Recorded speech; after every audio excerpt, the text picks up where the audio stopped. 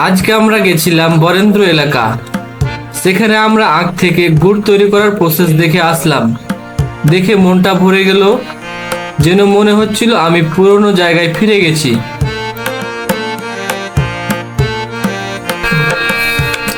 চারিদিকে মেঠোপথ, আমরা সামনে এগিয়ে যাচ্ছি এবং খোঁজার চেষ্টা করছি কোন জায়গায় আখ খেতে আখ কাটছে কৃষকেরা।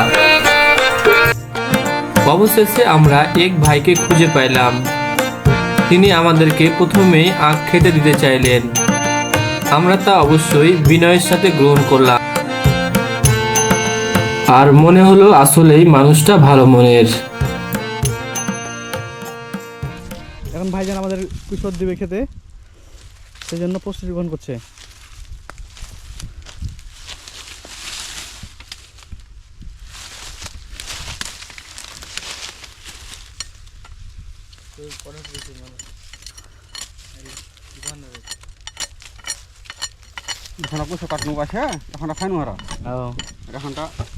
এই ভাইরা খুব কঠোর পরিশ্রমী মানুষ, দেখতে পাচ্ছেন সবগুলো কেটে দয়নাশ করে দিয়েছে।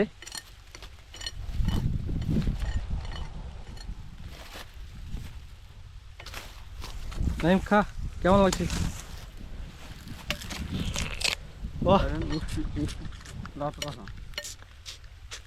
সেই স্বাদ, ইটস টেস্টি। ও নো, মিঠাই মুখ মরে আসছে, সেই স্বাদ, খুবই মিঠা।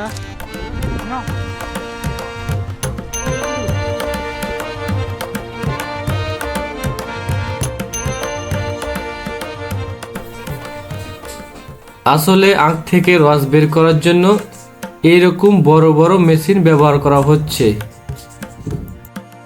দেখছেন যে আখ রস পেরা মেশিন আখ থেকে রস প্রসেসিং করে বের করছে।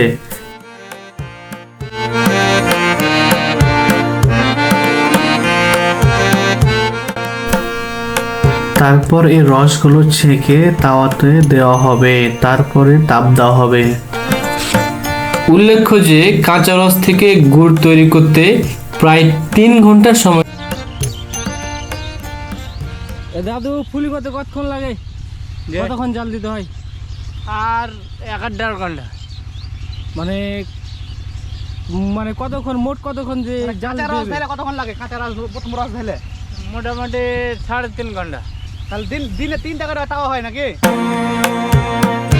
আসলে দুঃখের বিষয়, আমাদের হাতে পর্যাপ্ত সময় না থাকার কারণে আমরা আপনাদেরকে রস থেকে গুড় করার সম্পূর্ণ প্রসেসটা দেখাতে পারলাম না।